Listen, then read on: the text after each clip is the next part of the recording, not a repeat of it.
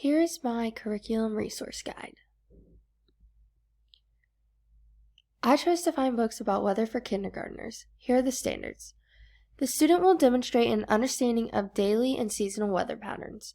Weather is a combination of sunlight, wind, snow, or rain and temperature in a particular region at a particular time. Scientists measure weather conditions to describe and record the weather and to notice patterns over time. Plants and animals, including humans, respond to different weather conditions in different ways. Here are my first fiction books. The first one is May I Come In? When there are thunderstorms, Raccoon is afraid to be alone. He runs out to see if any of his neighbors have a spare room for a friend.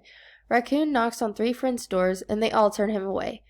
Raccoon then sees a bright light in the storm. Will the next neighbor open their house to him? The second book was A Year with the Wind.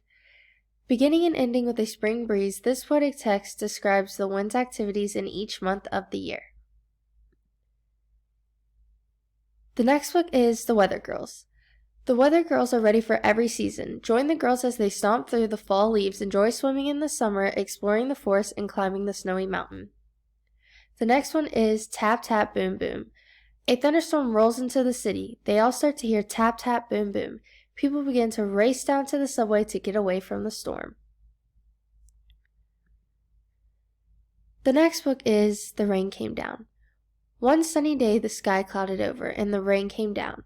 The raindrops began setting off temper tantrums. The chicken squawked, the dog barked, the baby cried, the traffic snarled, the groceries fell, the people bickered, and still the rain came down. The next one is When the Wind Blows.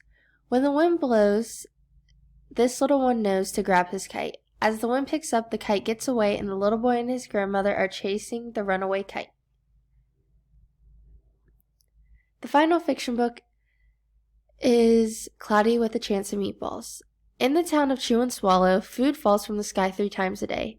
When the weather turns bad, citizens face a difficult decision. Should they stay in their town, where it is unsafe, or abandon their town and set off for another? The citizens ultimately find another home and become accustomed to buying food from supermarkets and watching rain and snow fall from the sky. Next, we have the nonfiction books. The first one is called Rainbows. One of the best things about a rainy day is the possibility of seeing rainbows. This book introduces readers to the science behind rainbows. The next book is Little Kid's First Big Book of Weather. This reference book introduces young children to every aspect of weather and answers the questions curious kids want to know.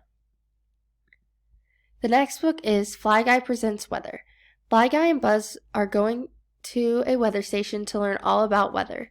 They learn about tornadoes, hurricanes, blizzards, and much more. The next book is Typeset Precipitation. With this book, kids learn about the 4 types of precipitation in a fun and lively way. It uses catchy lyrics to introduce the concept of precipitation. It also has colorful illustration that makes science fun to learn. The next book is called Clouds. Do you ever wake up and wonder what the weather will be? Instead of turning on the TV, look out the window and look at the clouds. This book teaches what type of clouds can forecast a change of weather. The next book is a National Geographic kids book called Storms. This book teaches kids what is going on when Mother Nature gets angry. The final nonfiction book is another National Geographic kids book called Weather.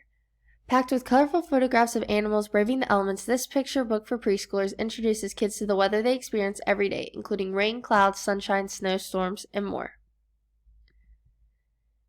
This is the chapter book I chose. It's called Bramble and Maggie's Snow Day. Here is my weather poem. It is called Foggy Froggy. It's foggy, said the froggy, sat on his pad. The fog thick around him, visibility bad. He can't see the water, he can't see a fly. He can't see the bank, and he can't see the sky. When the sun's shining, he sees all the pond. But when foggy this morning, he sees nothing beyond the end of his lily. So he sits there to wait for all the fog to lift and the sun to create a warm day of sunshine for frogs to all play. Nothing dampens frog's life like a thick, foggy day. And this is by Little Dazzy Donuts. These are also my 3 weather websites.